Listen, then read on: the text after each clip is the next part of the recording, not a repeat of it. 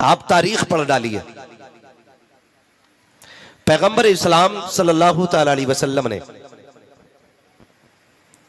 जब मक्के की सरजमीन पे कदम रखा तो हर सितम बेटियों पे था। औरत नाम को जीने तक का अधिकार नहीं था। मैं तो बेटियों से भी बार बार एक बात कहता हूं, जब कभी सर से दुपट्टा सरकने लगे ना तो फिर आमिना के लाल के एहसान को याद कर लेना। कभी बिना दुपट्टे के तेरा भी जी चाह के किसी मेले में जाने को तो अली की ज़ैनब का पर्दा याद करना। अगर तेरा भी मन चाहे कि दुनिया तमाशे कर रही है तो मैं भी आके फैशन के लेवल पे आके अपने जिस्म की अपने हुस्न की नुमाइश करूं तो फिर मुस्तफा की फातिमा की जिंदगी याद कर लेना। आज दिल दुखता है यार, दिल दुखता है। आज सोशल मीडिया ने हमारी कौम का बेड़ा गर्क करके रख दिया, बेड़ा गर्क करके रख दिया। नाम फातिमा है और रील्स उसकी देखो सोशल मीडिया पे भरी हुई है। नाम ज़ैनब है, सोशल मीडिया पे इज्जत की नीलामी हो रही है। टके टकों के लिए हमारी कौम की बेटियों ने दुपट्टे उतार दिए। बाप भी कहता मेरी बेटी के 3 लाख फॉलोवर है, मेरी बेटी के 70,000 फॉलोवर है, मेरी बेटी को आधा हिंदुस्तान जानता है। आग लगे ऐसे फॉलोवरों को जो सिर्फ जानने के लिए और सिर्फ हुस्न के मतवाले होते हैं, जो सिर्फ तेरी बेटी की इज्जत के लुटेरे होते हैं। क्या करोगे इन फॉलोवरों का जो मरने के बाद काम ना आ सके? अगर फॉलोवर बनाना है तो रब के फरिश्तों को फॉलोवर बनाओ, रब के चाहने वालों को फॉलोवर बनाओ। दावे के साथ कहता हो अगर तेरी लाश इन फॉलोवरों के बीच में 5 लाख नहीं 5 करोड़ के बीच में होगी, कोई तुझे हाथ लगाने नहीं आएगा। लोग तेरे जिस्म से डरेंगे। क्या कि अच्छा हो तू कनीज़े फातिमा ज़हरा बन जा और तेरा जनाजा चलेगा। खुदा की कसम वली भी बढ़ के कांधे देंगे, उलमा बढ़ के कांधे देंगे। लोग पूछेंगे ये किसका जनाजा है? कोई कहेगा प्रधान की बेटी का जनाजा है, कोई कहेगा ठेकेदार की बेटी का जनाजा है, लेकिन फरिश्ते कहेंगे चुप हो जाओ, तुम नहीं जानते हो ये कनीज़े फातिमा ज़हरा का जनाजा जा रहा। नारे तकबीर, नारे रिसालत, अज़मते बेटी कॉन्फ्रेंस, मसलके आला हज़रत हज़रत हज़रत अल्लामा मुफ्ती हम्माद रियाज़ साहब किबला किबला जिंदाबाद जिंदाबाद जिंदाबाद। मेरी कौम की बेटियों जिंदाबाद जिंदाबाद। उम्र जिंदगी कट जानी है, डॉलर के सहारे भी कटनी है और रब की रहमत के सहारे भी कटनी है। जिंदगी तो कटनी ही है। ओ भाई जी वो भी रखे गए जिनके हाथ पैर नहीं है, जी वो भी रखे गए जो जहाजों में उड़ रहे हैं, लेकिन किसी की कब्र में तुमने सोने की चादर बिछती नहीं देखी होगी।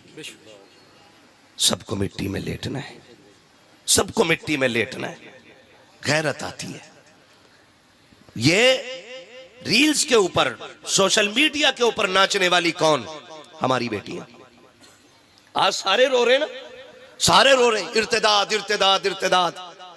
मौलवियों ने बेड़ा गर्क कर दिया, कोई असर इनकी तकरीरों में नहीं हो रहा है। ये रोक नहीं पा रहे। कहीं मुझे बता तो सकी, रब ने तुझको तेरे घर का जिम्मेदार बनाया था, मुझे बता तो सकी तूने अपने घर का कितना ख्याल किया। काश तूने शरीयत मुस्तफ़ा को फॉलो किया होता तो आज तू किसी का मोहताज नहीं होता। अपनी बर्बादी का जिम्मेदार दूसरों को ना ठहराया करो। मैं आपको बता दो, ये तो सभी ने जाना है कि जिसके घर में बेटी हो जाती है वो जन्नत का अल्लाह ताला उसको परवाना अता फरमा देता है। लेकिन खाली 3 बेटियों का निकाह कर देना कि जन्नती होने के लिए काफी नहीं है। उससे पहले 3 काम जरूरी है। आप जानिए तो सही 3 काम कौन से जरूरी है? जब अल्लाह बेटी दे तो उसका नाम वो रखो जो रब को भी पसंद हो, मदीने वाले मुस्तफा को भी पसंद हो। जब वो नाम रख चुको उसके बाद उसको ऐसी तरबियत दो, वो तालीम दो जो तालीम अल्लाह और उसके रसूल के करीब कर दे। अब तुम मुझे बताओ तो सही, तुम्हारे घर के अंदर बेटी पैदा होती है, मौलाना जरा बताओ बेटी आई है, क्या नाम रखा जाए? तो मौलवी ने तो यूं पढ़ा था ना,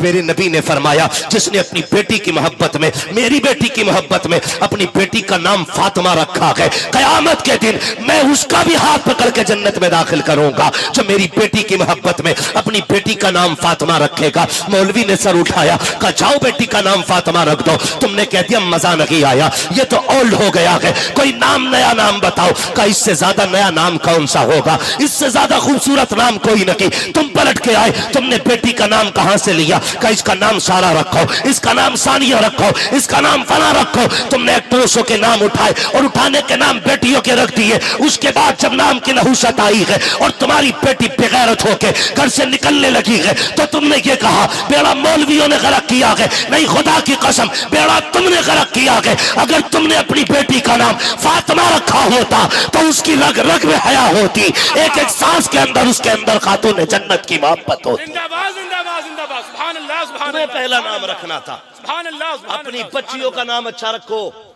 क्या रखोगे पहला नाम? जोर से, जोर से।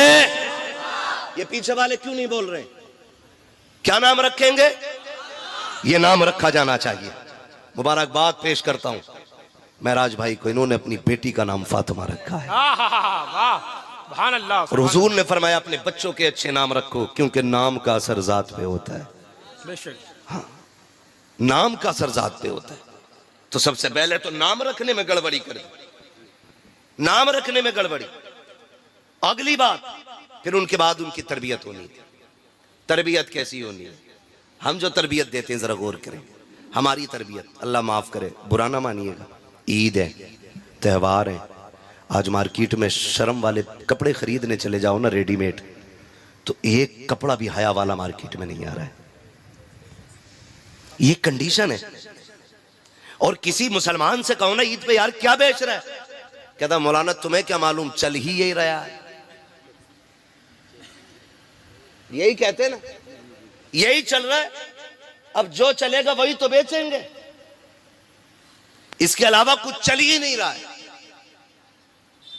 आप जरा गौर करें, खरीदने वाला कौन था ईद पे कपड़े? मुसलमान। बोले मुसलमान थे ना। बेचने वाले कौन थे? जोर से, मुसलमान। पहना किस दिन गया वो कपड़ा? और जोर से। ईद क्यों होती है? ईद का मतलब क्या है? क्यों ईद होती है? आप बताएंगे क्यों ये खुशी मनाई जाती है? 30 रोजे हो गए इसलिए? अब रोटी खाने के दिन खुल गए इसलिए? 30वें दिन जो रोजे मुकम्मल होते हैं, चांद नजर आता है, ईद जो मनाई जाती है ना, वो इस चीज की खुशी होती है हमें रब ने इस माह मुकद्दस के सदक़े में माफ कर दिया है। ये मतलब ईद का होता है, हमारे गुनाह माफ हो चुके हैं। और पूछो इन उलमा से, ये आपको बताएंगे ईद के दिन रोजा रखना हराम है। क्या है?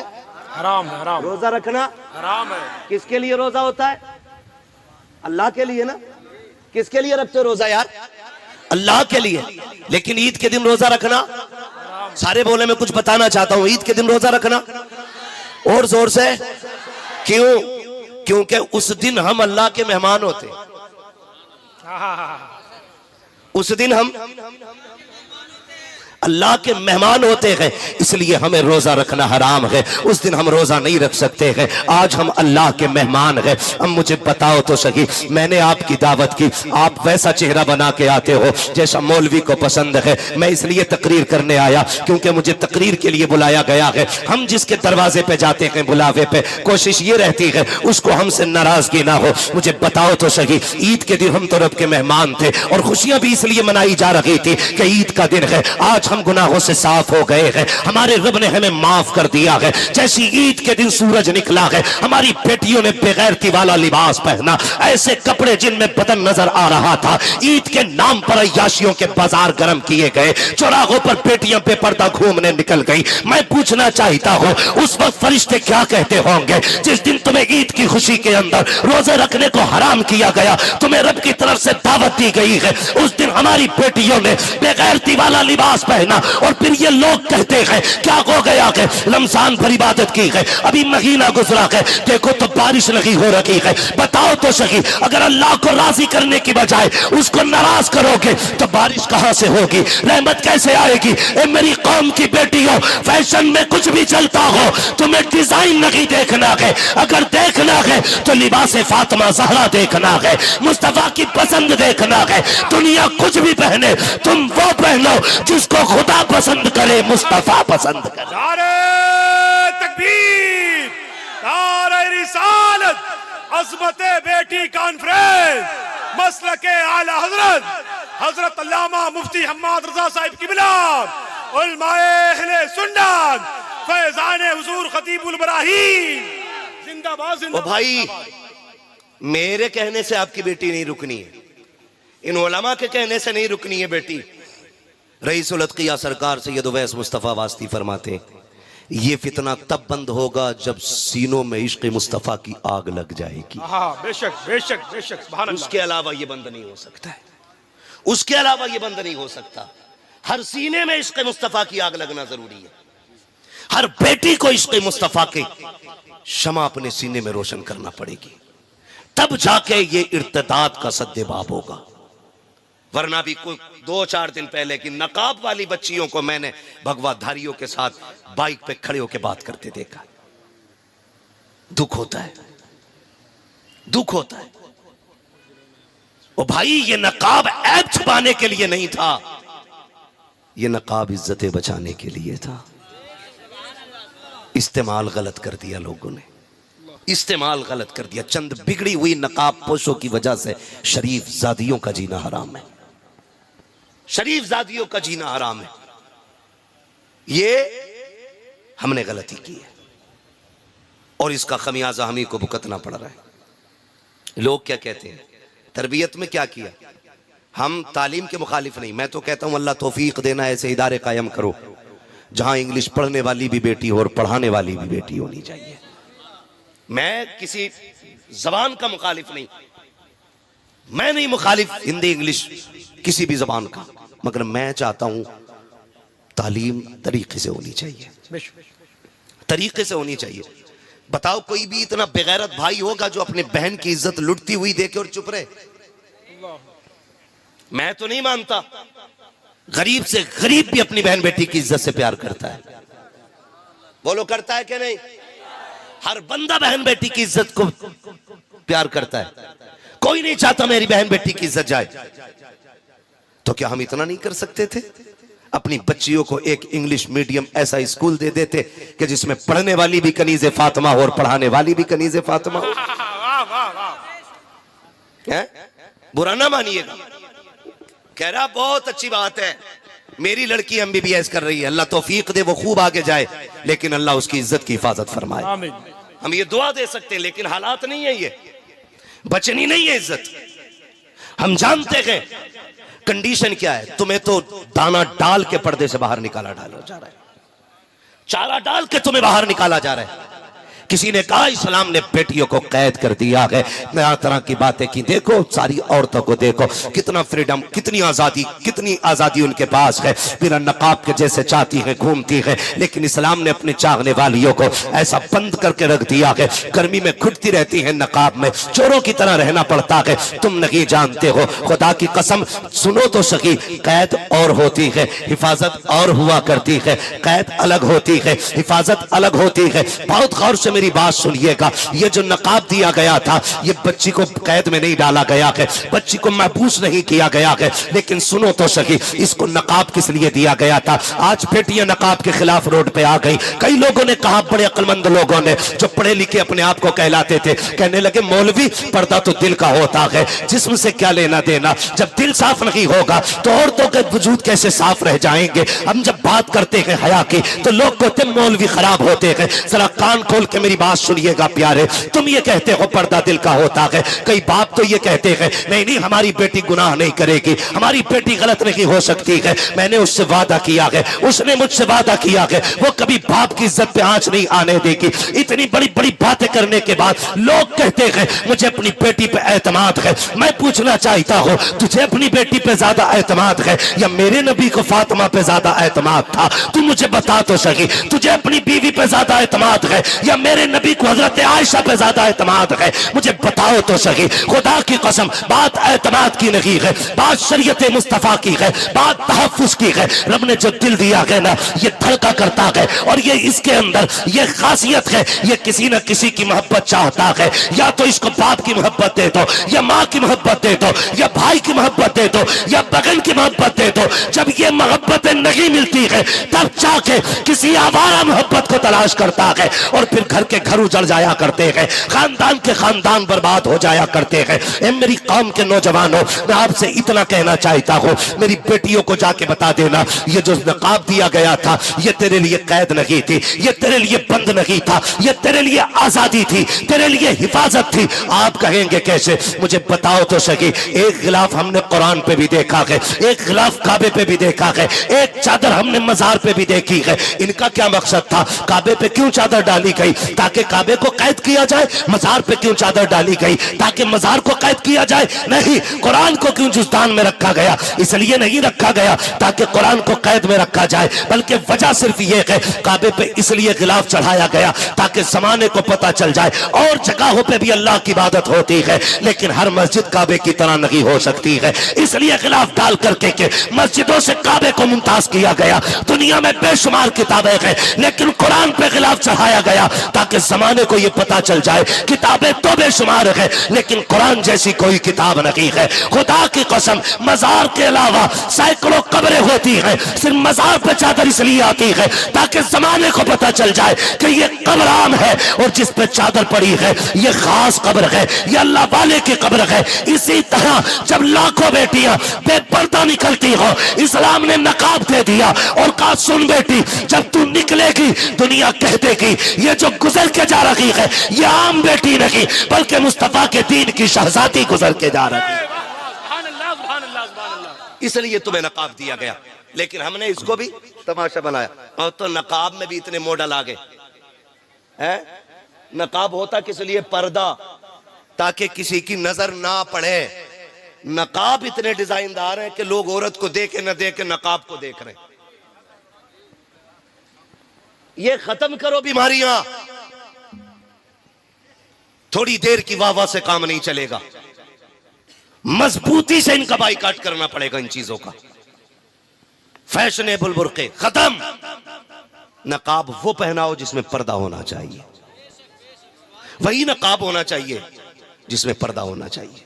हमारी तरबियत देखें, हमारी जो हमने बच्चों को तरबियत दी अपनी, अल्लाह माफ करे, अल्लाह आपको सलामत रखे। मेरे भाई, ये जो दौर है ना, इस दौर में हमें अपने घरों की हिफाजत खुद करनी है, खुद करनी है। हमें खुद से अपनी बच्चियों की हिफाजत करनी है। इनको जो तरबियत देनी है ना, तो तरबियत कनीज़े फातिमा ज़हरा वाली देनी है। कौन सी तरबियत दे रहे हैं हम जानते हैं आप? अल्लाह का शुक्र है, हम लोग वो खुशनसीब लोग हैं हजरत के, हमें माओ की गोद में लोरी सुनने का मौका मिल गया है। हाँ, हम वो खुशनसीब लोग हैं जिन्होंने माओ की गोद में लोरियां सुन ली हैं। अब के बच्चों को माओ की गोद में लोरियां नसीब नहीं हो रही हैं। बुरा ना मानना, ये कड़वी सच्चाई। आज जरा सा बच्चा रो दे, अम्मा गोद में लेती नहीं, निकाला खटाक से दे दिया बजा के, अपना आप लग गई गीबत में। बच्चा रो रहा है, टुनटुना लगाया, दे दिया। बहुत छोटा बच्चा तो वो यही सोच रहा है ये क्या आ गया हाथ में। थोड़ा समझदार है तो वो ये सोच रहा है इसमें आवाज कैसे आ रही है। और ज्यादा समझदार है तो कह रहा है ये बना कैसे। मतलब सारे उसी में ही लगे और अपना आप काय में लगी है। बताओ तुम्हारी सास कैसी है? अब तो न लड़ती है। तुम्हारी खाला ने जो वो गाली दी थी वो बात फाइनल हो गई। ऐसा लगता है जैसे देश यही चला रही है। मैं मां बापों से गुजारिश करूंगा, गोद बच्चों का ये अपना जाती हक है। इन बच्चों को गोद का हक दो, वरना याद रखना आज तुम बचपन में इन्हें सीने से नहीं लगाओगे, कल जब तुम बूढ़े होगे ये तुम्हें सीने से नहीं लगाएंगे। गलत कर रहे हो तुम। और ये सिर्फ बच्चों के साथ नहीं, आप अपने साथ भी गलत कर रहे हैं। आपके साथ बुरा हो रहा है इसलिए कि जब आप बूढ़े हो जाएंगे तो फिर ये आपको मोबाइल थमा के चले जाएंगे। और हो रहा है अब भी, जो बुढ़ा ज्यादा बोलता है ना तो उसका लल्ला मोबाइल लाके दे दे, लो इसे चलाओ। अब्बा से टेंशन फ्री, महीने में एक बार रिचार्ज करना अब्बा का। हाँ, और अब्बा को ऐसा बिजी किया, जिस उम्र में तस्बीह होनी चाहिए थी, जिस उम्र में सजदे और मुसल्ला होना चाहिए था, उस उम्र में अब्बा कह रहा रख दे रोटी बाद में खाऊंगा, पहले ये सीरियल पूरा हो जाए। आज तक कुरान के लिए अब्बा नहीं लड़ा। कि बेटे चश्मा बनवा के ला दे, लेकिन जिस दिन से लल्ला ने मोबाइल दिया ना, धुंधला हो जाना, धुंधला कह रहा दूसरा ला, इसमें साफ नहीं दिख रही फोटो।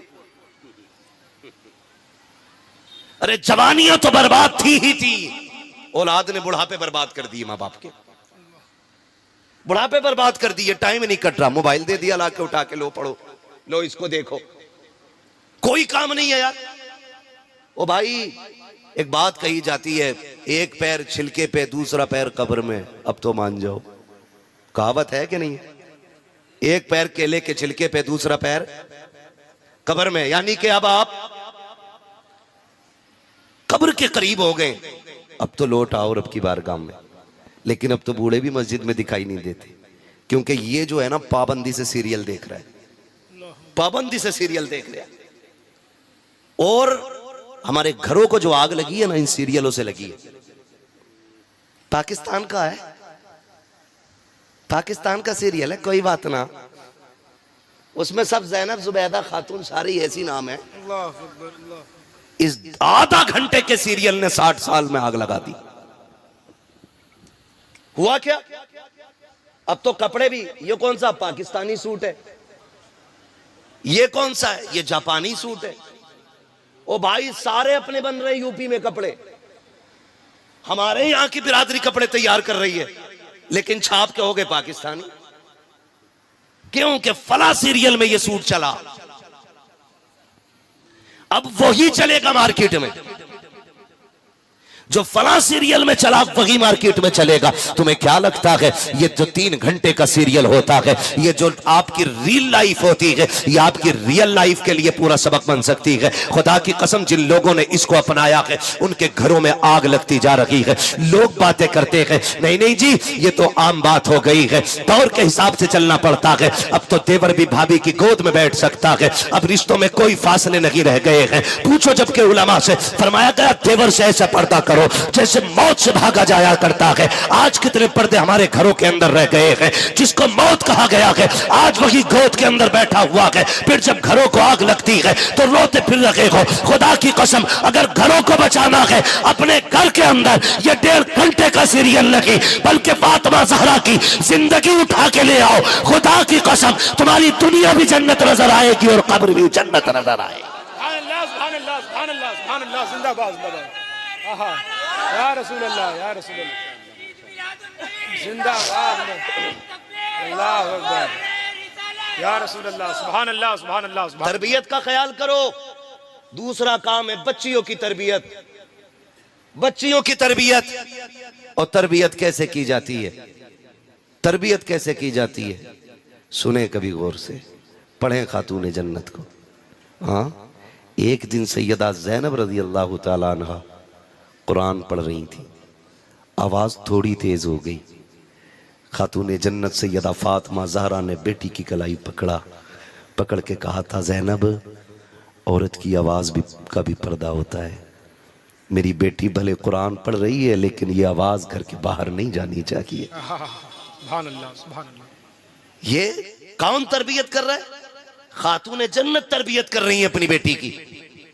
खातून जन्नत, बेटी औरत की आवाज का भी पर्दा होता है। जब आपने ये तरबियत की तो जमाने ने देखा है। खुदा की कसम, करबला के रेगुजार से लेकर के यजीद के दरबार तक खातून जन्नत को आप पढ़ लीजिए। खातून जन्नत की बेटी सैयदा ज़ैनब को आप पढ़ लीजिए। खानदान तो लुटा है, लेकिन किसी ने आपको बेपर्दा होते हुए नहीं देखा। पूरा खानदान शहीद हो गया है, लेकिन किसी खैर महरम ने सैयदा ज़ैनब की सही आवाज नहीं सुनी थी। यहां तक कि यजीद के दरबार में भी जब सैयदा ज़ैनब खुतबे के लिए खड़ी हुई थी, एक नाबीना साहबी खड़े होकर कह रहे थे, और यार बताओ तो सही, लगता है अली आ गए हैं, मुझे अली से मुलाकात करा दी जाए। किसी ने रोते हुए कलाई पकड़ा, कहा बाबा क्यों कह रहे हो? कहा देखते नहीं हो, ये जो खुतबे की आवाज है ये तो अली की आवाज लग रही है। कहा ना बाबा, ये अली की आवाज लगी, बल्कि अली की शहजादी ये ज़ैनब की आवाज है। कहा ये कैसे बदल गई? कहा इसलिए ज़ैनब ने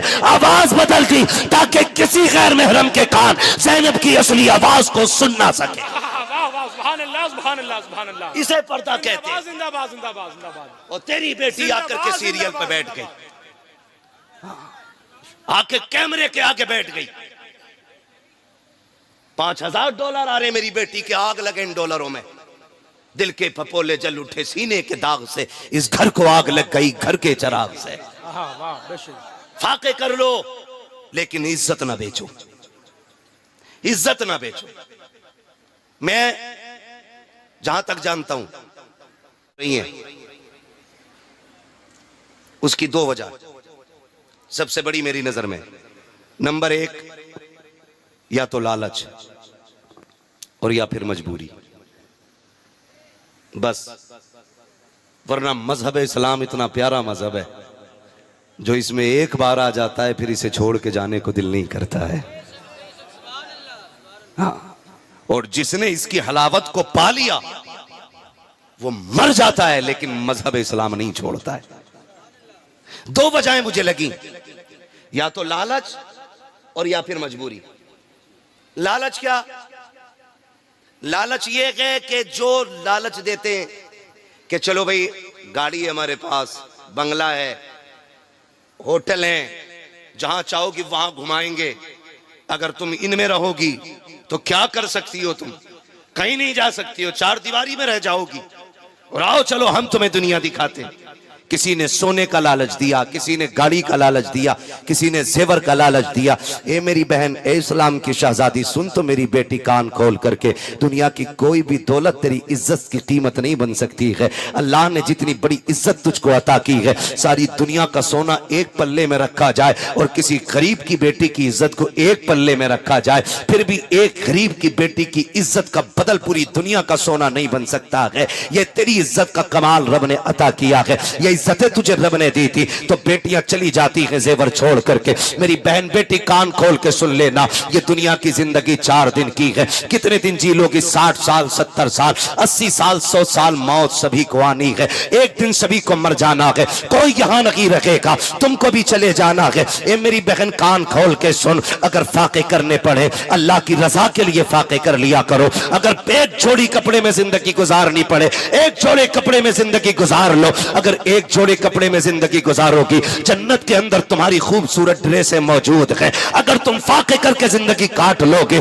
अल्लाह जन्नत की नहरें तुम्हारी कब्रों की तरफ मोड़ देगा, फिर देखना सबसे ज्यादा सुकून तुम पाओगी। लेकिन मेरी बहन बेटियों को किसकी नजर लग गई? वो होटल के लालच में, जेवर के लालच में आकर के अपना तीनों ईमान बेच के चली जाती है। आओ तुम्हें तारीख का एक फर्क पल के दिखा देता हूं, एक फर्क पलटो। चलो चलते हैं, इस्लाम का इब्तदाई दौर है, मदीने शरीफ की गलियां है, यहूदियों का बाजार है। इस्लाम की एक शहजादी एक सुनार की दुकान से सोना खरीदने के लिए आई है। जैसी सोना खरीदने के लिए शहजादी आई, उसने आकर के खरीदो फरोख्त की बातें शुरू की है। इस्लाम की शहजादी का सारा बदन पर्दे में छुपा हुआ था, थोड़ा सा हाथ खुल गया। उसने कहा कि ये जेवर कितने का है? जब रेट कीमत होने लगा, उसके रंग पे नजर पड़ गई उस सोने वाले की। वो चूंकि यहूदी था, उसने देखा उसके जिस्म के हिस्से को, कहने लग जाता है खातून कीमत क्या पूछती है, बस मेरे दिल को राजी कर ले, जितना चाहे सोना तुझे दे दिया जाएगा। इस्लाम की शहजादी ने इतना सुना,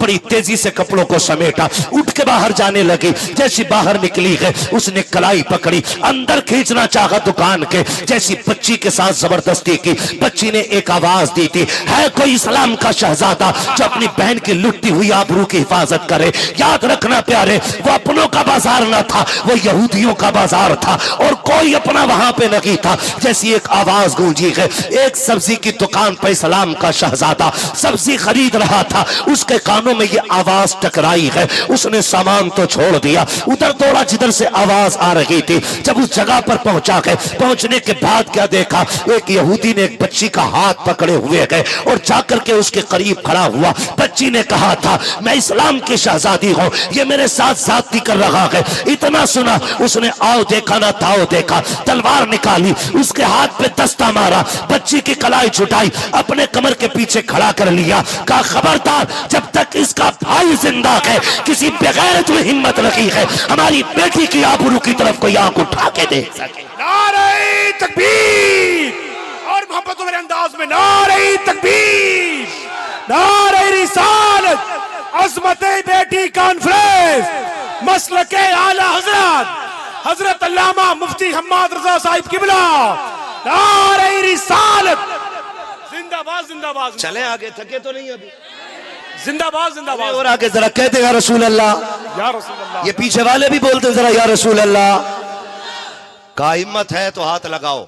अब भाई आ गया है, जैसे इतना कहा ना, उसने कहा हिम्मत देखो इसकी, हमारा बाजार, हमारा मोहल्ला, हमारे लोग, और ये अकेला डट गया। इसने जो देखा, यहूदी ने आवाज दी, देखो तो सही, एक कलमा पढ़ने वाला हमारी कौम को ललकार रहा है। सैकड़ों तलवारें निकल आई, सैकड़ों, अकेला खड़ा रहा, अकेला। किसी ने कहा जान बचा भाग जा, अकेला क्या कर लेगा। उसने कहा गैरत वाला हूं, मर जाऊंगा बहन के लिए। जिंदाबाद जिंदाबाद। तारीख में यही लिखा जाएगा, एक भाई बहन की आबरू बचाते बचाते मर गया था। जिंदाबाद जिंदाबाद जिंदाबाद जिंदाबाद। ये लिखा जाएगा, एक भाई बहन की आबरू बचाते हुए मरा था। अगर भाग गया, तारीख में लिखा जाएगा, मुसलमान भगोड़े होते हैं, अपनी बहन की इज्जत न बचा सके। उसने कहा मेरी बहन को जाने दो। किसी ने कहा तेरा क्या रिश्ता है, तू कहाँ का, ये कहाँ की, ये बाहर से आई है और तू हमारे मदीने का रहने वाला है, ये तेरी बहन कैसे। उसने कहा था इस रिश्ते को तुम नहीं जानते हो, कुछ रिश्ते वो हैं जो खानदान से बनते हैं, कुछ रिश्ते वो हैं जो माँ बाप बनाते हैं। इसका मेरा वो रिश्ता है जो हमारे रसूल पाक बनाते हैं। हमारा इसका रिश्ता हमारे हुजूर ने बनाया है, हमारे हुजूर ने बनाया। मैं इसे छोड़ के नहीं जा सकता। अगर हिम्मत है तो हाथ लगा के दिखाओ। एक आगे बढ़ाना तलवार निकाल के, और जैसी बच्ची की तरफ हाथ बढ़ाना चाहो, उसने ऐसी तलवार मार दी कि उठती हुई तलवार सबने देखी थी, गिरती हुई तलवार किसी ने नहीं देखी थी। जिंदाबाद जिंदाबाद जिंदाबाद। गिरती हुई तलवार किसी ने नहीं देखी। फिर क्या देखा, एक सर था, एक धड़ था, वो इधर तड़प रहा था, ये इधर तड़प रहा था। जिंदाबाद। जैसी एक लाश गिरी, सैकड़ों तलवारें हरकत में, टूट पड़े सबके सब, लेकिन फानूस बन के जिसकी हिफाजत हवा करे, वो शम्मा क्या बुझे जिसे रोशन खुदा करे। सैकड़ों तलवारें टूट पड़ी है, अकेला डट जाता है। सुबह से दोपहर हो गई, तलवार चलती रही। बहन की आबरू बचाते बचाते जब दोपहर का वक्त सूरज ढलने लगा, कहां तक अकेला सैकड़ों का मुकाबला करता।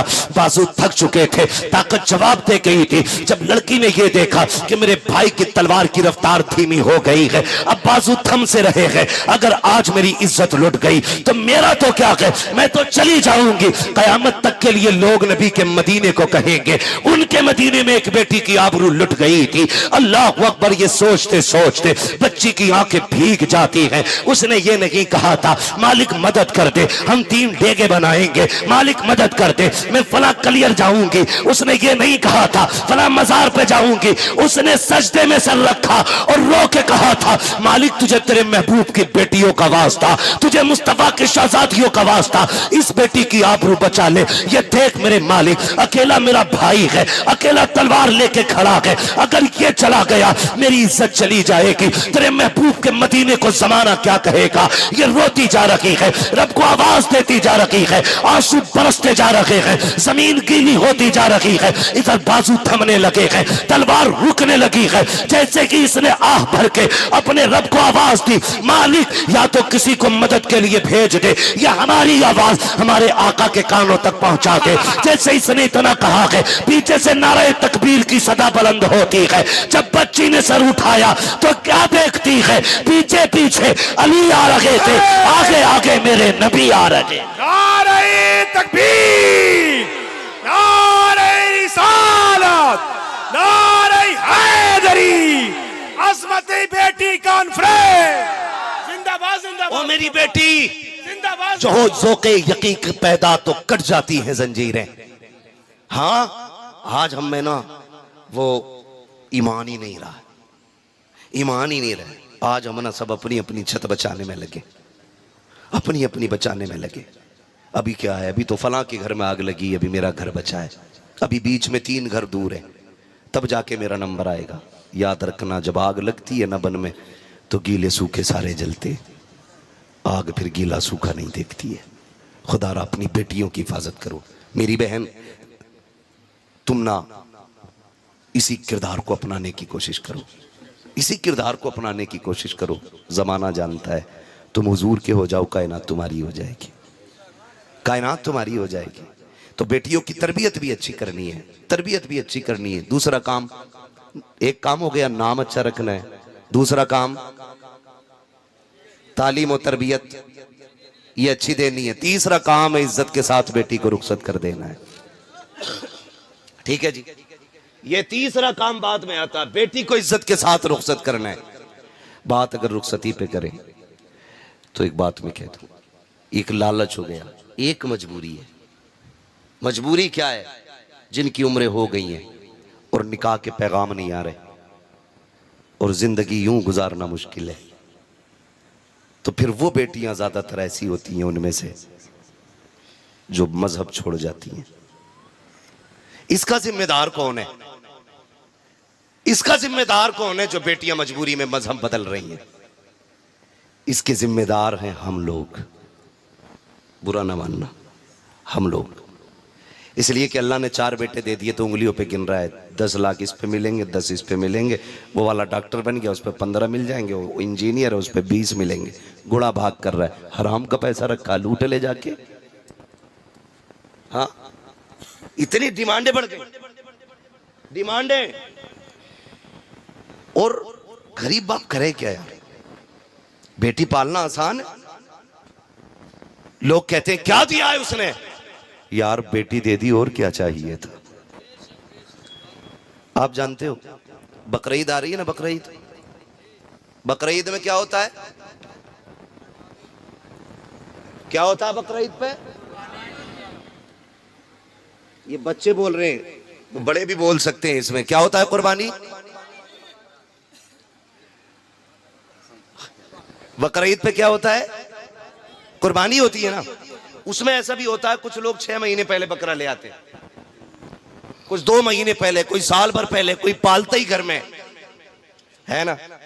तो जब कुर्बानी के लिए बकरा जाता है ना, तो उसको भेजते हुए या बेचते हुए या कुर्बान करते हुए ना ख्याल आता है ना, आता है कि नहीं? आता है ना। क्योंकि हम अगर 1 महीने के लिए जानवर खरीद लेते हैं, हमें उससे मोहब्बत हो जाती है।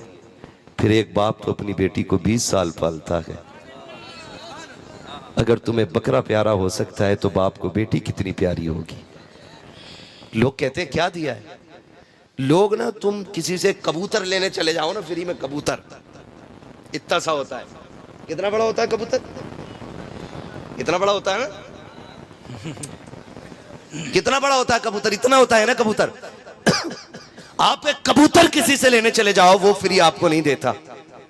बाप का एहसान मान यार, 18 साल की 6 फीट की बेटी तेरे हवाले कर देता है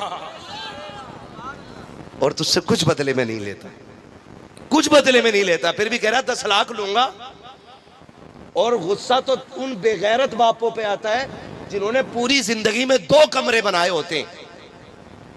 कितने कमरे? जोर से बोलो ताकि गैरत आए।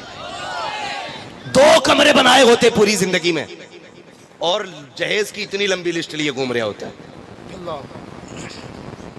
जहेज की लंबी लिस्ट लिए घूम रहा होता है, ये भी चाहिए, ये भी चाहिए। जहेज आया ना तो दीवान द्वारे में पड़ा है, समझ रहे ना? दीवान द्वारे में, सोफे गेट पे, और बेड जो है सिर्फ कमरे के अंदर है, बाकी अलमारी अंदर है। घूमने सुमने, वॉशिंग मशीन, सारी धूप में। मुखिया ये क्यों? जगह ना रही अंदर, जगह नहीं रही। बेगैरत, जब औकात नहीं थी तेरी इतनी, तो कम से कम भीख तो दामन के हिसाब से मांगता।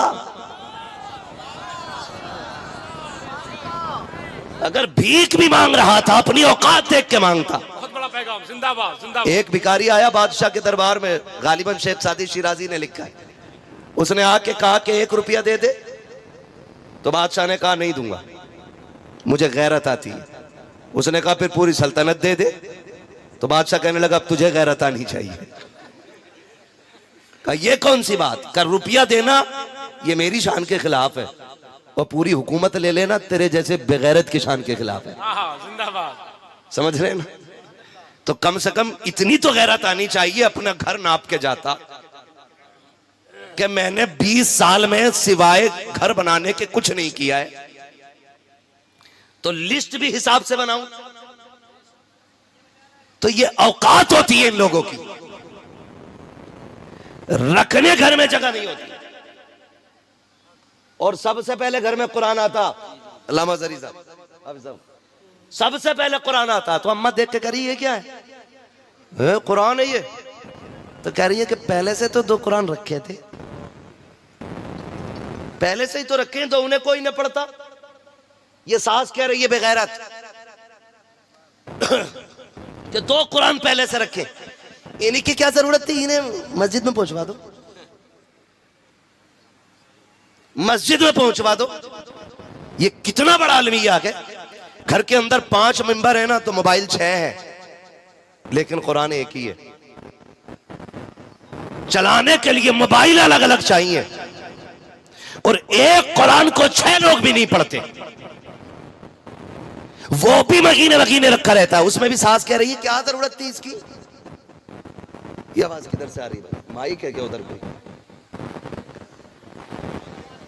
ये इसकी क्या जरूरत थी? सारी चीजें रख ली घर में, कुरान की जरूरत का पता नहीं है। इसलिए कि सास ने न खुद पढ़ा है कुरान, न बेटियों को पढ़ा है।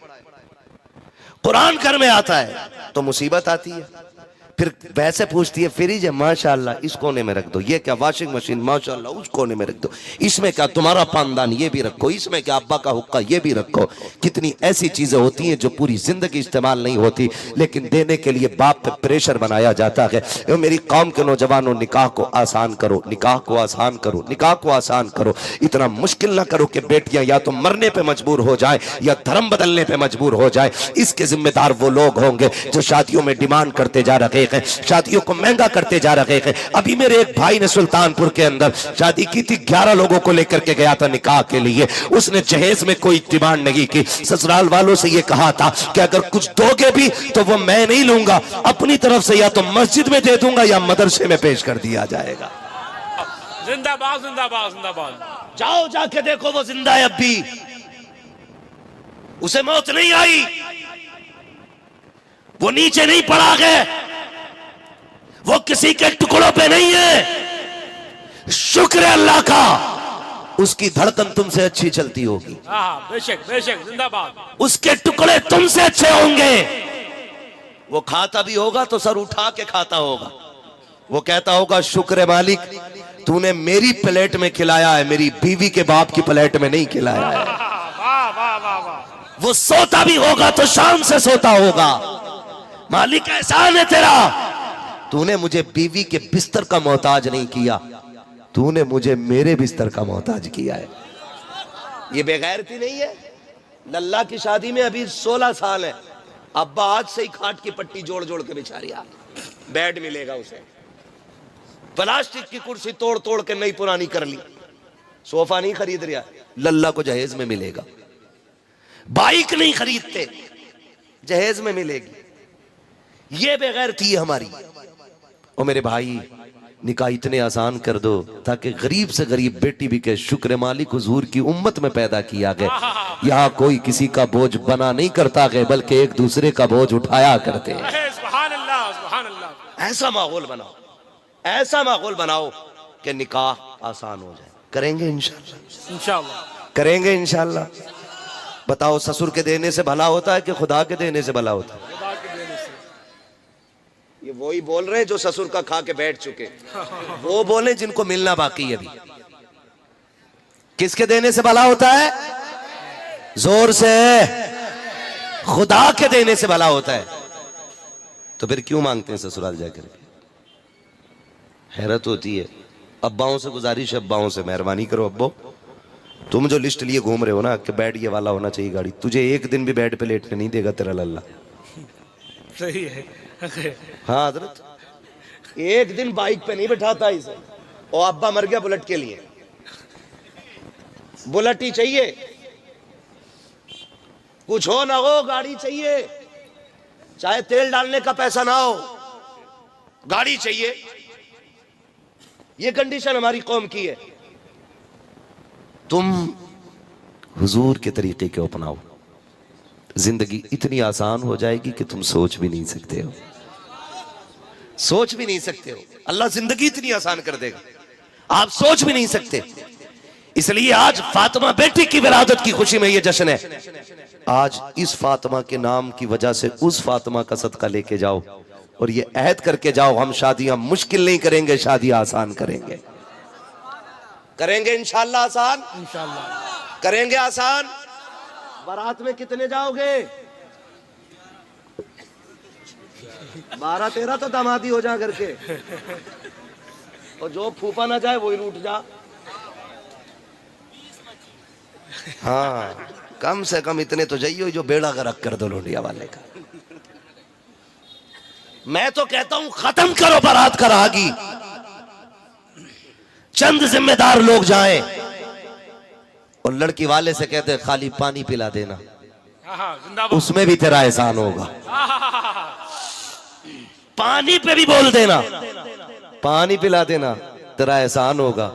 हमें खाना नहीं चाहिए, हमने अली को दूल्हा बन के मस्जिद नबवी में जाते देखा था, हमने हुजूर का दामाद देखा है। आज अल्लाह माफ करे हल्दी डे, एक की हल्दी होती है पूरा घर मेंढक बन जाता। जिंदाबाद जिंदाबाद जिंदाबाद जिंदाबाद। पीला पीला है, पर्दे भी पीले, कपड़े भी पीले, चप्पलें भी पीली, हल्दी लगी, शिकल भी पीली, अकल भी पीली, सारा ही पीला हो गया। बरसात के मेढे निकले पड़े। हाँ, और उस पे लिखा हुआ है हैप्पी हल्दी, हैप्पी हल्दी। शिकल बिगाड़ दी। अरे क्यों लगा रहे हो हल्दी भाई? क्यों क्यों लगती है हल्दी? मुझे बताओ ना, कोई तो वजह होगी, बोलो। क्यों? डर लग रहा है ना गोरा होने के लिए, इसलिए तो हल्दी करते हो। क्या मतलब है उसका भाई? वो सुन्नत नहीं, वाजिब नहीं, फर्ज नहीं, मुस्ताहब नहीं है यार, कोई तरीका नहीं हमारे इस्लाम का। वो है क्या ये हल्दी? किसी बेवकूफ ने कह दिया अब हल्दी रगड़ ले पीला हो जाएगा। कभी भैंस को पीला होते देखा हल्दी से? बताओ, ये हंसने की बात है यार। पूरा घर पीला हुआ पड़ रहा है, हाथ में गुनगुने, धागा लपेट रखा है, गुनगुना का, यही दूल्हा है। कंडीशन देखो हमारी, 3 दिन हल्दी हो रही है, पूरा घर पीला का पीला है, शिकल पीली, अकल पीली, बाल पीले, कपड़े पीले, लगता ही नहीं किसी तरफ से ये इंसान जा रहा है। हैरत होती है हम कहां आ गए हैं। अगर तुझे हुस्न की जरूरत थी तो ये उपटन न लगाता, पीले कपड़ों में न टहलता, हल्दी न रगड़ता। दावे के साथ कहता हूं 10 दिन में एतकाफ की नियत कर, मस्जिद में जाके बैठ जा। 10 दिन के बाद एतकाफ से निकल, खुदा की कसम हल्दी से वो हुस्न नहीं आएगा जो रब की बारगाह की इबादत से अल्लाह तुझे हुस्न अता फरमा देगा। जिंदाबाद जिंदाबाद, सुभान अल्लाह सुभान अल्लाह। जिससे हुस्न आता था वो छोड़ ही दिया। ये हल्दी लग गई है, उससे आगे बढ़ू। बुरा तो नहीं लग रहा है? महराज भाई है कि नहीं यहाँ पे? हाँ, बैठे रहिएगा। कभी कोई बाद में मुझसे सवाल करे, अपना जवाब खुद देना कि मौलवी बड़ा कड़वा बुलाया था। वो भाई अपना यही मसला, मैं आईना को दिखाऊंगा दाग चेहरे के, जिसे खराब लगे सामने से हट जाए। सीधा मसला अपना यही है, कोई लगी लिपटी नहीं है। वो भाई पैसा खर्च करते हो, बुलाते हो, नजराना देते हो। मैं चापलूसी करके पैसा जेब में रख के नहीं लेके जाना चाहता। जब इतनी मेहनत की है, बुलाया है ना, तो फिर बेवकूफ बनाने नहीं आया, कुछ काम की बात अब हो जाएगा। बस मसला सारा यही है। तवज्जो है सारे लोगों की? ये तो हो गया आपका हल्दी। बंद करोगे इसे? करोगे बंद? जोर से बंद करोगे? ये इधर वाले लोग क्यों नहीं बोल रहे?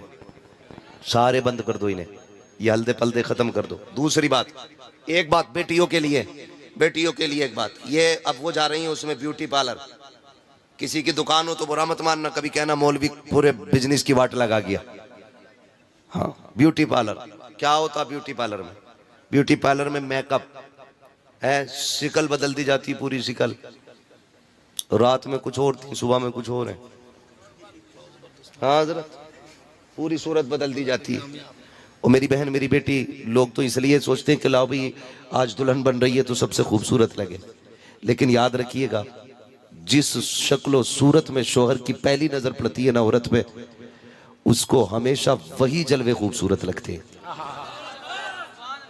ये बात बता दूं। हाँ, वही नजारा उसे सबसे ज्यादा खूबसूरत लगता है। तो आज अगर ब्यूटी पार्लर में सज के आप चली गई, आज लग रही थी भूत, हूर, सुबह को शिकल दूली बन गई भूत, अब बताओ तलाक होगी कि घर में मोहब्बत की बातें होंगी? बोलो, जोर से बोलो यार। फिर तलाक ही होनी है पक्की पक्की। भाई रात में हूर थी, सुबह में मुंह धुला, तो फिर सारे धब्बे नजर आए, तो मोहब्बत बढ़ेगी कि घटेगी? जोर से है, घटेगी ना। और फिर पहली रात ये रिश्तों में मोहब्बत की रात होती है, ठीक है। ये भी फरमाया गया कि जब औरत घर में आए तो उसके कदम धो के घर के अंदर पानी छिड़का जाना चाहिए। दुल्हन घर में आए तो अल्लाह उसके कदमों की बरकतें अता फरमाता है। आमीन, आमीन, आमीन। है, ये भी होता है। अब मुझे एक बात बताओ, तरीका हमारे इस्लाम ने कह दिया, मियाँ बीवी रुखसत हुए घर आ गए, ठीक है। अब हुक्म क्या है? एक दूसरे को देखो, रब की पाकी बयान करो, उसका शुक्र अदा करो। उसके बाद हुक्म ये 2-2 रकात उसकी बारगाह में नमाज पढ़ ली जाए। यही तो करना था ना। अब नमाज पढ़ने के लिए वुजू शर्त है, और वुजू वो करेगी जिसका मेकअप किराए का नहीं होगा। जब वो 8,000 में चेहरा बनवा के आई है तो तुम्हारे 1 लोटा पानी से धोएगी? बोलो, बात समझ में आ रही है आपको? अगर वो 8,000, 15,000, 22,000 का मेकअप मुंह पे रगड़ के आई है, तो क्या 2 रकात के लिए 1 लोटा पानी में वो मेकअप धोएगी? किसी भी कीमत पे नहीं धोएगी। जब आके बैठेगी ना तो वो संभालेगी अपने मेकअप को। तुम घर के अंदर आओगे, न तुमने रब का शुक्र अदा किया, न सजदे किए, न रब को मनाया, फिर बरकतें नहीं आएंगी, बल्कि इसके नहूसत की बुनियाद पे, इसके मेकअप की बुनियाद पे लानतें बरसेंगी। अगर बरकत चाहती हो तो अगर आपका मेकअप करोड़ों का भी हो, उसको छुटा दो, इसलिए कि मोहब्बत मेकअप से नहीं खुदा की रहमत से हुआ करती है। जिंदाबाद, जिंदाबाद, जिंदाबाद, सुभान अल्लाह, सुभान अल्लाह, सुभान अल्लाह। जिंदाबाद, जिंदाबाद। मोहब्बत खुदा की रहमत से हुआ। सुभान अल्लाह, जिंदाबाद, जिंदाबाद। रिश्तों में प्यार खुदा पैदा करता है। जिंदाबाद, जिंदाबाद, हुजूर। तो अब ये भी एक मसला हो गया, मेकअप में जा रही है, बस अगली बात। और ये तो पहले ही पहुंच गई ससुराल, अभी तो दामाद भी नहीं पहुंचा ससुराल। ड्रामे कितने चल रहे हैं। इतराट देखो, इतराट, वेलकम, इस्तिकबाल, खैर मकदम बारात का क्या चलता है? जूस, दूध, पान, मीठा। दूल्हा भी इतना बेगैरत है, ससुराल से पहले रुक थोड़ी रहा। इज्जतदार मेहमान एक कोना पकड़ के बैठ जाता, बेगैरत दरवाजे झांकते हैं। अब फैसला करो, ये जो दूल्हा सलाम करने पहले चौखट पे जा रहा, किसे करने गया भाई सलाम? ये सारी रस्में खत्म करो, सारे तमाशे खत्म करो, और इतने आसान कर दो निकाह, ताकि मदीने शरीफ से खातूने जन्नत की दुआएं लगनी शुरू हो जाए। जिंदाबाद, बहुत अच्छा पैगाम। जिंदाबाद। आप जानते, जिंदाबाद, मैं आपको बता दूं, मेरे महबूब अलैहिस्सलाम आपके दरवाजे पे अली आए, बैठ गए। हुजूर ने क्या कहा? अली कैसे आए हो? हुजूर बस आ गया, अगली बात कहने की हिम्मत नहीं। फिर हुजूर ने फरमाया अली कैसे आए हो? हुजूर बस यूं ही आ गया। आका ने फिर खुद फरमाया अली तुम बताते हो या मैं बता दूं तुम क्यों आए हो? और कोई गैब क्या तुमसे निहा हो वाला, जब ना खुदा की छुपा तुम पे करोड़ों दुरूद। अली मैं बताऊं क्यों आए हो या तुम बताते हो क्यों आए हो? गर्दन झुक गई, गर्दन झुक गई। कैसे हया वाले लोग थे, गर्दन झुक गई। अल्लाह अकबर। फिर हुजूर खुद बात छेड़ते हैं, कहते हैं अली जवान हो गए हो, जवान हो गए हो, तुम्हारे निकाह के बारे में सोचा जाए। इतना सुना ना, रो दिए हजरत अली। या रसूल अल्लाह, या रसूल अल्लाह, मुझसे पूछ रहे? मैं तो बचपन से आपकी उंगली पकड़ के चला हूं। आका मेरी सांसों के मालिक आप हैं, पूछने की क्या जरूरत? हुजूर जो चाहे फैसला कर दें। हुजूर उठे, घर की तरफ जाने लगे। जिब्रील आ गए। या रसूलुल्लाह किधर जा रहे हैं? कहा अपनी बेटी फातिमा से भी तो बात करनी है ना, बेटी फातिमा से भी बात करनी है। जिब्रील कहते हैं या रसूल अल्लाह, रब ने पैगाम भेजा है, मेरे महबूब से कह दो जमीन पर अली से बेहतर फातिमा के लिए कोई मर्द नहीं है। बेशक बेशक बेशक। फातिमा के लिए अली से बेहतर कोई नहीं है, ये रिश्ता हमने कर दिया है। जिब्रील मालूम है, लेकिन बेटी के पास जाना है ताकि जमाने को भी ये पता चल जाए, जब बेटियों के रिश्ते किया करो ना तो खाली अपनी मर्जी से ना करना, अपनी बेटी की भी मर्जी मालूम कर लिया करना। बेशक बेशक। इसलिए मेरे नबी ने कहा था, गए अंदर, खातूने जन्नत को आवाज दी, बेटी जी बाबा। अली दरवाजे पे आया खड़ा है, अब्बा क्यों आए हैं? बेटी तेरे रिश्ते के लिए आया है, बता तेरी क्या राय है? इतना सुनना था, हिचकी भर के रोई खातूने जन्नत। अब्बा जी ये बात तो माएँ पूछा करती हैं, आप पूछ रहे हैं? हुजूर ने बेटी को तसल्ली दी, फरमाया बेटी बताओ ना, अली आया है, बताओ क्या राय है? बेटी खामोश है। मेरे नबी बेटी से पूछने आए हैं, मैं आपसे पूछना चाहता हूँ, जब आप बच्चों के रिश्ते करते हो तो बेटियों से पूछा करते हो? बेटियों से कभी पूछता है तुमने कि मैं तुम्हारा रिश्ता फला के साथ कर रहा हूँ? कभी ख्याल किया बेटियों की फिक्र का? कह देता नहीं जी मैं प्रधान हूँ, जबान दे के आया हूँ, अब जान जा सकती है, जबान नहीं बदल सकता हो, मैंने अपनी बेटी के रिश्ते की फलां से हाँ कर दी है, अब मैं बर्दाश्त नहीं करूंगा, बात टल जाएगी। और तुम्हें खुदा का वास्ता, तुम बेटों से 10-10 बार पूछा करते हो ना कि तेरा रिश्ता करना है, एक बार बेटी से भी पूछ लिया करो। तुम जानते हो बेटों से इसलिए पूछा करते हो क्योंकि बेटा निकाह के वक्त भी इनकार कर सकता है, और बेटी से इसलिए नहीं पूछा जा सकता है क्योंकि बेटियां कभी बाप की इज्जत को उछलता हुआ नहीं देखा करती है। हमने देखा है बेटियों की जिंदगी को, कितने बापों ने जबान की बात पे आकर के, हम जी जबान दे चुके हैं इसलिए बेटी के रिश्ते के लिए अब कहीं और नहीं हो सकता है। वही बेटी जिसका बचपन में हाँ कर दिया था, कभी शराबी के दामन से जो बांध दी जाती है, कभी ज्वारी की गोद में डाल दी जाती है, कभी किसी कबाबी के घर में डाल दी जाती है। और बेटियों के जिगर को सलाम करता हूँ। और यार मैं तुमसे कहा करता हूँ, जब बेटियां पैदा हुआ करे तो चेहरे न बिगाड़ा करो, बल्कि रब की बारगाह में तो सजदा शुक्र ज्यादा कर लिया करो, इसलिए कि बाप को बाप होने का एहसास तभी होता है जब घर के अंदर बेटी आ जाया करती है। बाप बनने का मजा भी तभी आता है जब उंगली पकड़ने वाली घर के अंदर बेटी आ जाया करती है। जिंदाबाद जिंदाबाद जिंदाबाद। हाँ जिंदाबाद जिंदाबाद। वरना जब तक बेटी ना हो बाप बनने का मजा भी नहीं आता है, आता ही नहीं मजा। बाप बनने का मजा भी तब आता है जब बेटी होती है घर में। खुदा की कसम मैंने ये तजर्बा किया है, बेटे जायदाद के वारिस होते हैं, बेटियां बाप के प्यार की वारिस होती हैं। हो सकता है किसी दयूस को मेरी बात खराब लगे, हो सकता है, मगर मैं वो बात कह रहा हूं जो मेरे नबी को भी पसंद है। और खुदा की कसम सच्ची बात यही है, जब बेटियां घर में होती हैं तो फिर घर की रौनकें बढ़ जाया करती हैं। वाह वाह बेशक बेशक। घर की रौनकें बढ़ जाया करती हैं। बेटी बेटी होती है। और जाओ तजर्बा कर लेना, जिसके घर में बेटी है आजमा के देख लेना, जब बाप परदेश से आता है ना, बेटा चादर तान के सोता है लेकिन बेटी नहीं सोती है। क्यों? रात में अब्बा आएंगे तो दरवाजा कौन खोलेगा? रात में आएगा तो बाप खाना कौन बना के देगा?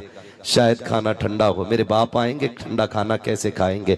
हाँ हाँ आप जाकर के देखो, एयरपोर्ट पे अक्सर आना जाना रहता है, कभी किसी परदेसी को आते हुए देखो, किसी परदेसी को जाते हुए देखो। मैंने देखा है जब बाप परदेश से आता है ना तो बेटा वहीं पे खड़ा रहता है जहाँ ग्रिल लगी होती है, और कई बार बेटियां तो सिग्नल तोड़ के भाग जाती है, फौजों की हदें तोड़ के भाग जाती है। छोटी छोटी बेटियों को आप देखो एयरपोर्ट पे जब वो दौड़ लगाती है, खुदा की कसम लगता है बेटी खुदा की रहमत। क्यों कहा है मेरे नबी ने, जब दौड़ के बाप की गोदी से लिपट जाती है बेटियां, तब पता चलता है कि बेटी कितनी बड़ी रहमत होती है। और अल्लाह से बेटे मांगते हो, मांगो तुम्हारा हक है, क्योंकि बेटे से नस्ल चलती है, बेटे से नस्ब चलता है। लेकिन रब से बेटियां भी मांगा करो, इसलिए कि बेटे दुनिया के अंदर नस्ब और नस्ल चलाते हैं, और बेटियां दुनिया के अंदर बाप की शान का पता बताया करती है। जिंदाबाद जिंदाबाद जिंदाबाद जिंदाबाद जिंदाबाद।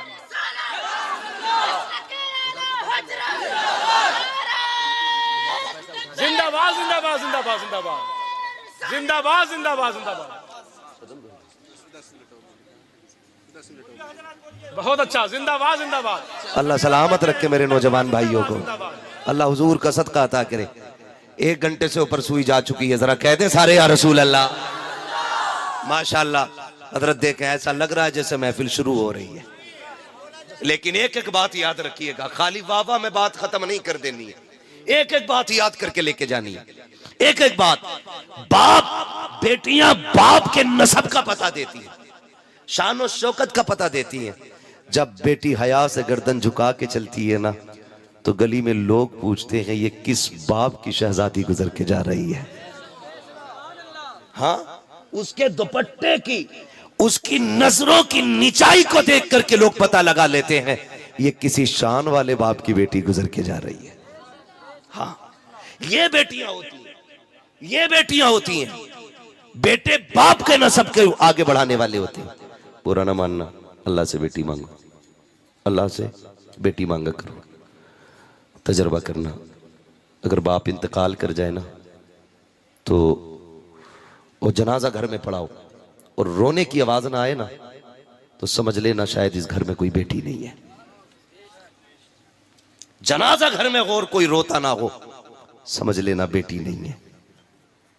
और खुदा की कसम देखना, कभी जनाजा बाप का होता है ना तो बेटे थोड़ी देर रोते हैं फिर दाएं बाएं हो जाते हैं, लेकिन आज तक मैंने किसी बेटी को बाप का जनाजा छोड़ के उठते हुए नहीं देखा है, छोड़ के उठते हुए नहीं देखा है। बाप के बगैर बेटियां जीने की आदी होती नहीं है। दर्द नहीं जाना अपने, समझे अगर नहीं जाना तो हुजूर के ना, जब आपका विसाल का वक्त करीब आया ना, हुजूर ने खातून जन्नत को रोते हुए देखा, बुलाया, कान में दो बातें कही। एक बात कही ना तो खातून जन्नत रो पड़ी, दूसरी बात कही तो खातून जन्नत हंसने लग गई थी। ये बेटियां होती हैं, बेटियां। मैं समझाने लगा हूं, अल्लाह करे आपकी समझ में मेरी बात आ जाए। हाँ, हुजूर ना बेटी से दो बातें कही।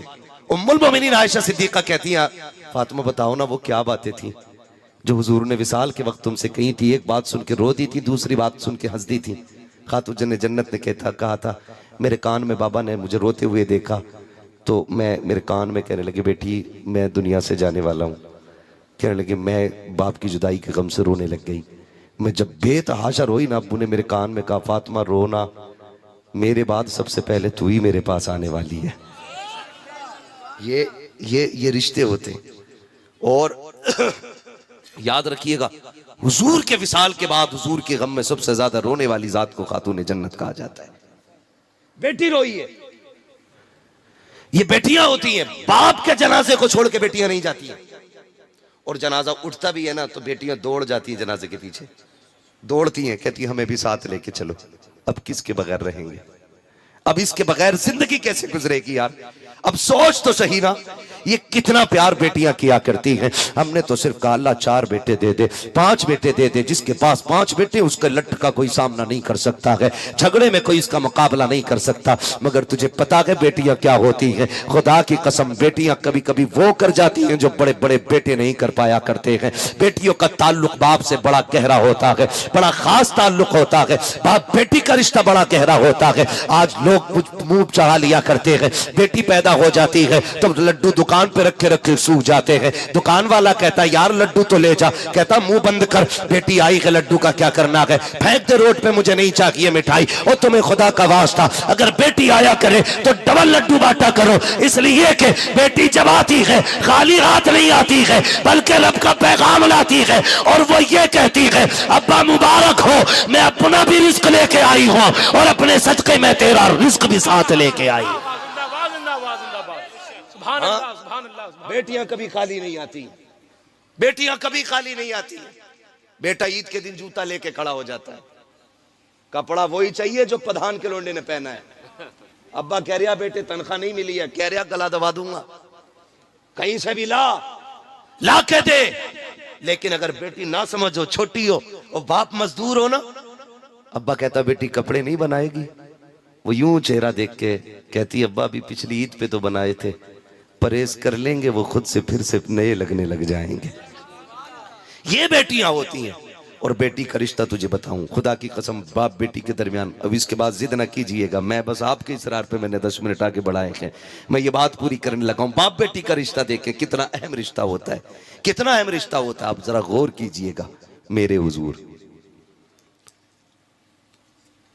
की छोटी साहबजादी हजरत सैयदा तैयबा ताहिरा आबिदा जाहिदा नकिया तकिया जकिया हजरत सैयदा फातिमा ज़हरा खातून जन्नत गुजर के जा रही, उम्र 5-6 साल, छोटी सी उम्र है, गुजर के जा रही गली में। अबू जहल अपने यारों के साथ खड़ा था। सुने बहुत गौर से, तवज्जो है, थके तो नहीं है ना? हाँ, गुजर के जा रही है अबू जहल अपने यारों के साथ खड़ा। मैं बताने लगा हूं बाप बेटी का रिश्ता क्या होता है। गुजर के जा रही, अबू जहल ने सैयदा को आते देखा ना, तो चिढ़ाने के लिए उसने कोई बात कही हुजूर के खिलाफ। खातून जन्नत बेटी थी, बर्दाश्त न कर सकी। आप कहने लगी मुंह बंद कर, तू झूठा है, रब ने मेरे बाप को सच्चा बनाया है, रब ने मेरे बाप को सच्चा बनाया। जब इतना कहा ना, उस बदबख्त ने आगे बढ़ के ना हजरत खातून जन्नत के थप्पड़ मारा। आप रोती हुई घर आई। देखें, पूरी जिंदगी मेरी हुजूर की पढ़ लें। ताइफ की बस्ती के सफर हो, पत्थर हो, कांटे हो, उहद हो, बदर हो, उनैन हो, सारी जंगें हुई, दुश्मनों ने हर सितम किया, शाब अबी तालिब रहा, सब कुछ रहा, लेकिन मेरे हुजूर को जलाल नहीं आया था। लेकिन आज जब बेटी के थप्पड़ लगाना, वो बेटी को रोते देखा, हुजूर बैठ गए। तुम्हें खुदा का वास्ता, शादीशुदा लोगों, किसी की बेटी को बेजा तकलीफ देके उसके बाप को रुलाया ना करो, बात बात पे तलाक की धमकी ना दिया करो। वो सिर्फ आपकी बीवी नहीं, किसी की बेटी भी है। आपके निकाह में बाद में आई है, वो किसी के सीने पे खेली है, किसी के कंधों पे टहली है, वो किसी की उंगली पकड़ के उसने 1000 सवाल किए थे जिंदगी में। किसी ने रुखसत करते वक्त उसके कंधे पे हाथ रख के कहा था, बेटी मर जाना, बाप की इज्जत पे आंच ना आने देना। उसे गाली देते वक्त कमजोर ना समझना, उसे लात जूते मारते वक्त ये मत समझना ये कुछ नहीं कर सकती। वो भी इंसान है, अगर तू तो थप्पड़ मारेगा, एक वो भी तो मार सकती है। लेकिन क्यों नहीं मारती? तुझे पता है, जब वो चली थी, बाप ने पगड़ी उतार के पैर में रखी थी, कहा था मेरी बेटी अपने बाप की 18 साल की मेहनत की लाज रख लेना, मैं तुझसे कुछ नहीं मांगता, मैंने 18 साल तुझे लुक में खिला के पाला है, उसकी कीमत कुछ नहीं चाहिए। मेरी बेटी कुछ भी हो जाए, अपने बाप की पगड़ी पे आंच मत आने देना। तुम कुत्तों की तरह मारते रहे, वो पिटती रही, तुम उसको गाली देते रहे, वो सुनती रही, तुम उसे जलील करते रहे, अपने परिवार में वो बर्दाश्त करती रही। तुम्हें ख्याल क्यों नहीं आया? तुम्हें अपनी लाडली तो बड़ी प्यारी है, फिर किसी की बेटी तुम्हें क्यों प्यारी नहीं है? खुदा के वास्ते किसी की बेटी को सितम न देना, किसी की बेटी को ऐसा दुख न देना जिसकी खबर उसके बाप को हो जाए।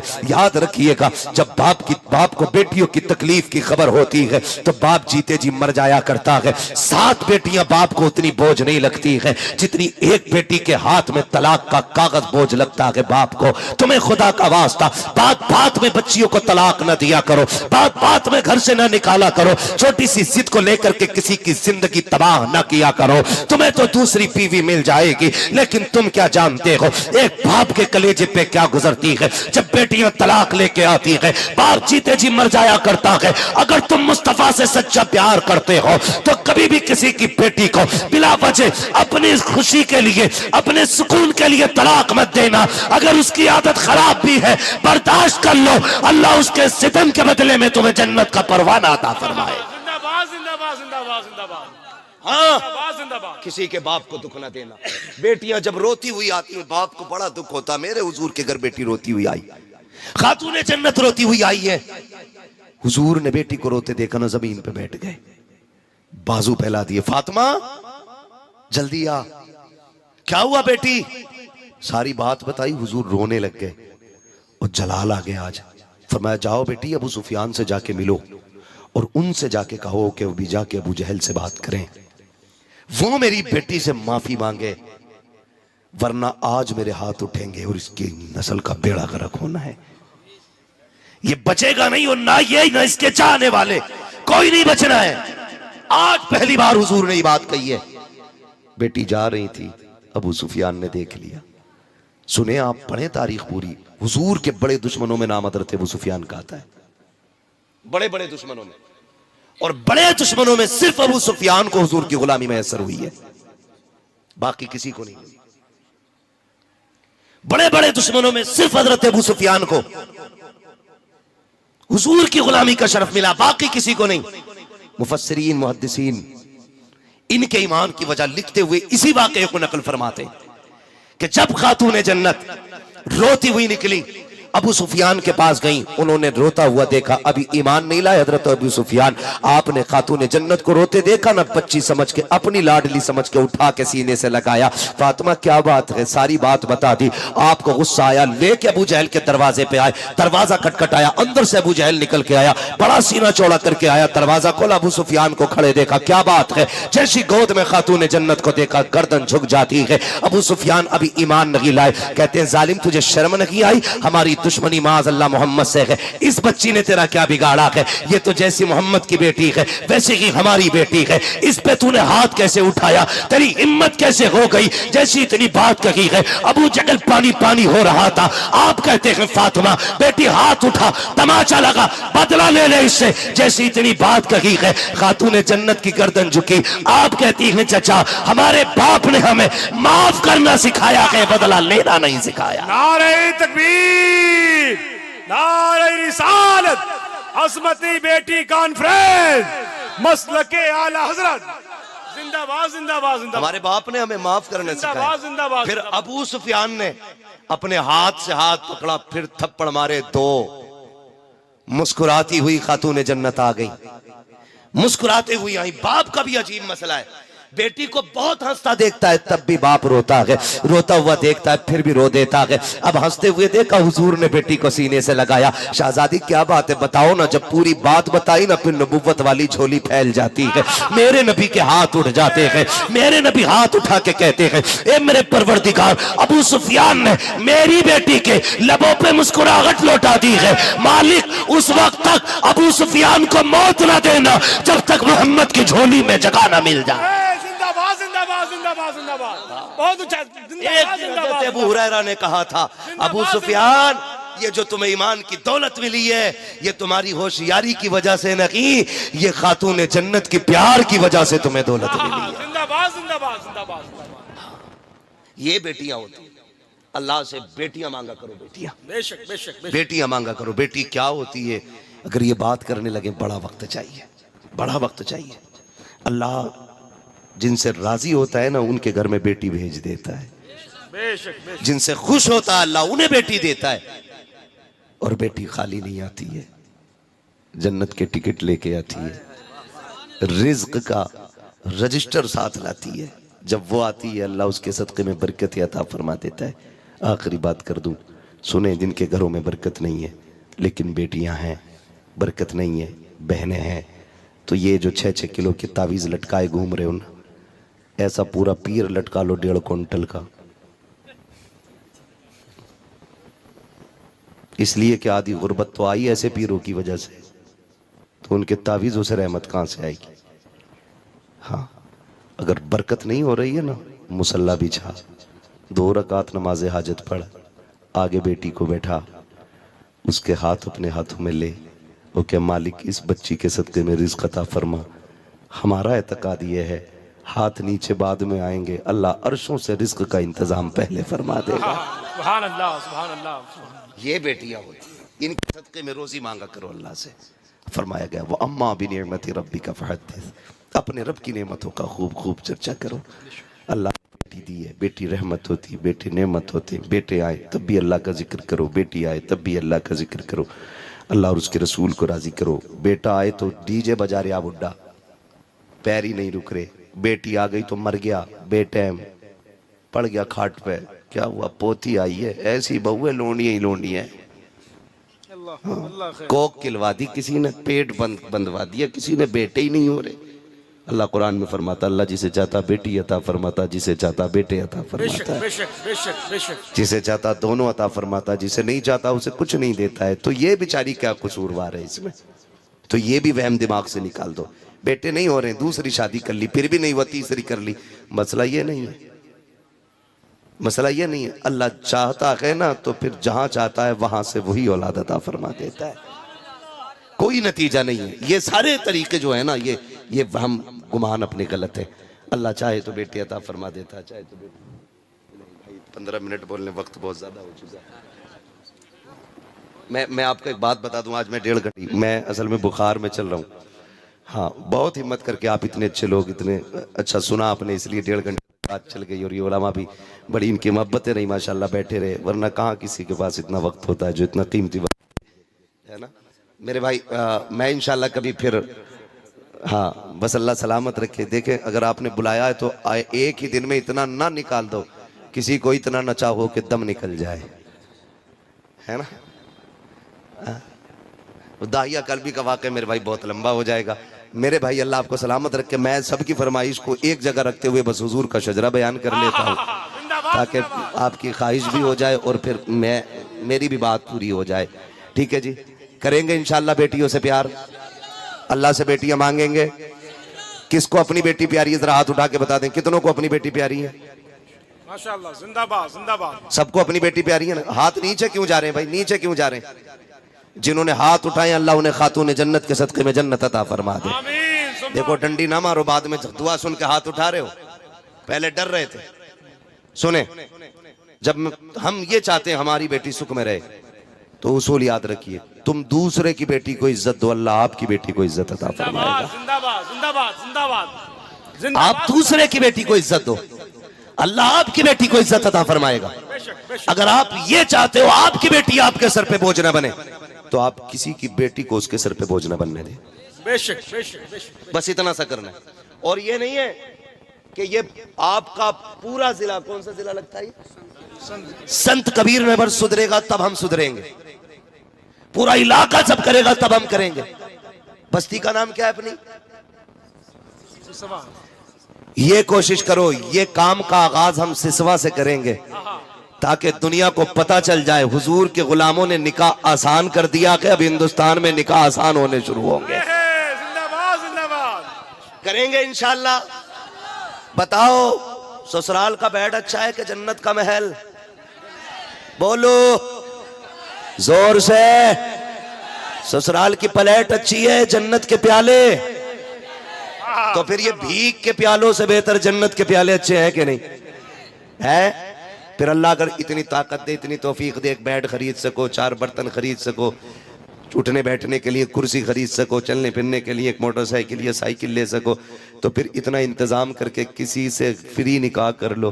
खुदा की कसम इधर गरीब का बोझ हल्का हो जाएगा, अल्लाह क़यामत में गुनाहों का बोझ हल्का फरमा देगा।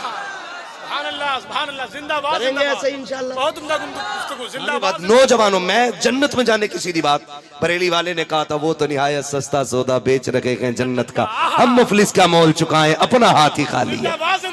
निहायत सस्ती जन्नत हो गई है, निहायत सस्ती जन्नत, इतनी सस्ती कि गरीब को निभा लो, खुदा तुम्हारी कम नेकियों से तुम्हें निभा लेगा। करेंगे इंशाल्लाह। इस बात को हम कीजिएगा, निकाह आसान कीजिएगा। अल्लाह हमारी कौम को निकाह आसान करने की तौफीक अता फरमाए। आमीन आमीन। हाँ।